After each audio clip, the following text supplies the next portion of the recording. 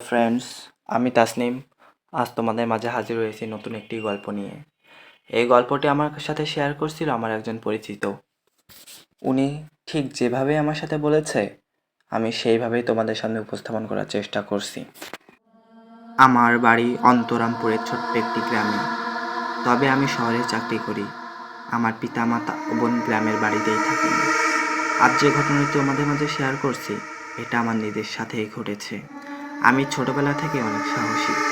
আমি যখন ছোট তখন আমাদের গ্রামে একটি বিদ্যালয় তৈরি হয়। আমাদের গ্রামের চেয়ারম্যান এটির উদ্যোগ নেন। আমি কিছুটা বড় হতেই আমার বাবা আমায় সেই বিদ্যালয়ে ভর্তি করে দেন। আমি না যেতে চাইলেও আমাকে যেতে হয়। আমাদের গ্রামের বিদ্যালয়টির ভবনটি ছিল 2 তলা বিশিষ্ট এবং 120টি কক্ষ। 6 বছর কেটে গেল। আমার এখন শেষ বছর চলছে, আর একটি বছর পরে আমার স্কুল লাইফ শেষ। ঘটনাটি তো সেই বছরই ঘটে। আমার বন্ধুর নাম মানিকান্ত, তবে আমরা ওকে মানিক বলেই ডাকি। আমরা মোট 5 জন বন্ধু: জব্বার, মানিকান্ত, মফিজ, শান্ত এবং আমি। স্কুলে যত প্রকার দুষ্টামি আছে আমরা 5 জনই করি। যেহেতু শেষ বছর এবং সামনেই পরীক্ষা, সেহেতু আমরা দুষ্টামি বাদ দিয়ে পড়াশোনায় মনোনিবেশ করি। তবে মানিকের পড়াশোনার প্রতি একটু আগ্রহ ছিল না। ওর বাবা ছিল খুবই কঠোর প্রকৃতির লোক। তিনি মানিককে বলেছে, তুই যদি পরীক্ষায় ভালো রেজাল্ট করতে না পারিস তাহলে তোকে বাড়ি থেকে বেরই করে দেব। এজন্য মানিক খুব দুশ্চিন্তায় পড়ে যায় এবং কঠোর পরিশ্রম করে এবং চাপ দিয়ে পড়াশোনা করতে থাকে। পরীক্ষার আগ পর্যন্ত আমাদের 5 জনের আর ভালো করে দেখা হয় না, আড্ডা হয় না। দেখতে দেখতে পরীক্ষা চলে এলো। আমি খুবই নার্ভাস ছিলাম। আমাদের পরীক্ষার কক্ষটি ছিল একদম শেষ, অর্থাৎ 120 নম্বর কক্ষ। পরীক্ষার দিন সকালে আমরা 5 জন এক হই, একসাথে যাই পরীক্ষার হলে।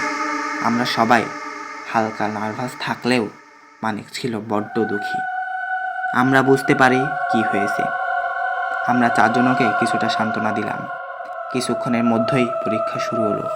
দেখলাম প্রশ্নটা অনেক কঠিন আসছে। আমরা কোনো মতেই পরীক্ষাটা শেষ করলাম। মানিককে জিজ্ঞেস করলাম, এই তোর পরীক্ষা ভালো হয়েছে তো? ও আমাদের কাঁদতে কাঁদতে বলল, আমার ফেল হয়ে যাবে রে। আমরা ওকে অনেক বোঝালাম এবং সান্ত্বনা দিয়ে বাড়ি পাঠিয়ে দিলাম। ও তখন একটু খুশি ছিল। তারপর আমরা যে যার বাড়ি চলে গেলাম।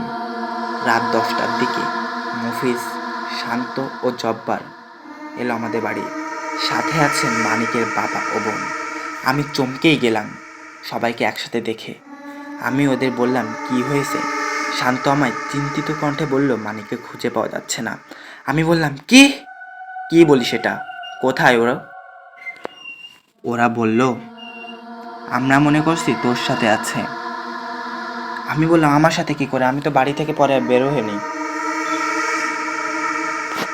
এটা শুনে মানিকের বোন কান্নাকাটি শুরু করে দিল।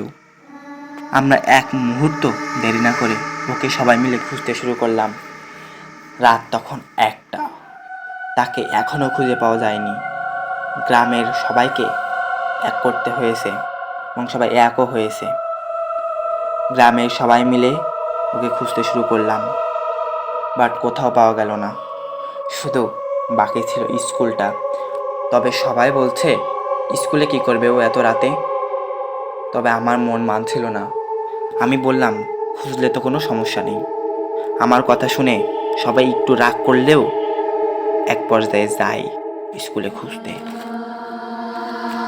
আমার কেন জানি না মনে হচ্ছিল মানিক আমাদের পরীক্ষার হল অর্থাৎ 120 নম্বর কক্ষে রয়েছে। এটা আমার আনমনেই বলছিল। সবাই মিলে সেখানে গেলাম। রুমটার কাছে যেতেই দেখি দরজাটা খোলা। আমরা চমকে উঠলাম। কি, দরজা খোলা থাকবে কি করে? পিয়ন তো তালা দিয়েই গেছিল। পিয়নও বলল, হ্যাঁ আমার ঠিক মনে আছে, আমি তালা দিয়ে গেছিলাম। আমরা 5-6 জন রুমের ভিতর প্রবেশ করলাম। হাতে আছে হেরিকেন। আমরা সবাই মানিকের নাম ধরে ডাকতে লাগলাম উচ্চস্বরে, মানিক, মানিক, এই মানিক। কোথায় তুই মানিক? তবে কোনো সাড়া মিলল না। রুমটা একটু বড় হওয়ায় হেরিকেনের আলো সব জায়গায় পৌঁছাচ্ছে না। চারদিকটা আবছা আবছা বোঝা যাচ্ছে। আমরা সবাই নিরাশ হয়ে চলেই আসছিলাম। তখনই শান্ত আমায় বলল, আমার হাত এত ঠান্ডা লাগছে কেন? আমি অবাক হয়ে বললাম, কি? আমার হাত তোর কাছে না, আর তুই আমার থেকে ভালোই দূরে আছিস। তখন আমি ওর দিকে হেরিকেন নিয়ে এগিয়ে যাই এবং এগাতেই চিৎকার করে উঠলাম। তখন রুম থেকে সবাই বেরিয়ে গেছে। আমার চিৎকার শুনে সবাই আমার কাছে ছুটে এলো এবং দেখলো মানিকের নিথর দেহ ঝুলছে। এই দেখে সবাই ভয় পেল। কেউ তার লাশ নামাতে চাচ্ছিল না, তবে গ্রামের কিছু বৃদ্ধ সাহস করে লাশটি নামায় এবং সেই রাতেই তার দাফন কার্য সম্পন্ন করে। দাফন শেষে আমরা কবরস্থান থেকে 2 পা এগালাম। তখনই হঠাৎ যেন আমার মনে হলো পিছন থেকে কেউ আমায় ডাকছে। আমি একটু ঘুরে তাকালাম, তবে কিছুই পেলাম না। আমি বললাম, এটা হয়তো আমার আনমনা। মানিকের এই অবাঞ্ছিত মৃত্যুতে সবাই দুঃখে কাতর এবং পুরো গ্রামেই যেন বিরাজ করছে এক ভয়ানক নিস্তব্ধতা।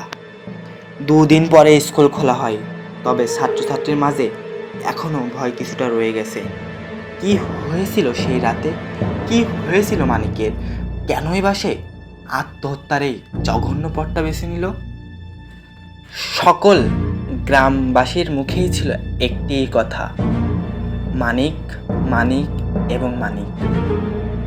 বহু মাস কেটে যাওয়ার পরও মানিককে কেউ ভুলতে পারছে না। তারা নাকি মানিকের অস্তিত্ব তাদের সাথে খুঁজে পায়। আর 120 নম্বর কক্ষর কথা কী বা বলবো। প্রতি বছর একই দিনে 120 নাম্বার কক্ষে ঘটতে লাগলো সেই রহস্যময় একই ঘটনা। কি হয়েছিল সেদিন মানিকের সাথে? কেনই বা বারবার ঘটছে এমন ঘটনা?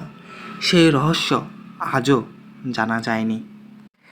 মানিকের বাবা মা অনেক চেষ্টা করছে এই ঘটনা থেকে মুক্তি পাওয়ার, বাট তারাও পারেনি। মানিকের শোক কাটাতে না পেরে তারা 1 মাস পরেই উভয়ই মৃত্যুবরণ করেন।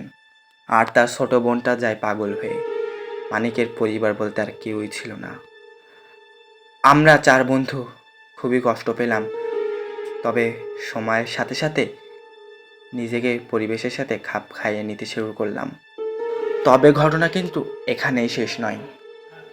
120 নাম্বার কক্ষের সেই রহস্যময় ঘটনা তদন্ত করতে আসে একটি পীর, যে নাকি জিন, কালো জাদু, প্রেতাত্মা সম্পর্কে অভিজ্ঞ। এটা গল্পের প্রথম পার্ট। দ্বিতীয় পার্ট শুনতে সাথেই থাকবেন এবং আশা করি গল্পটা ভালো লাগছে। Please subscribe this channel.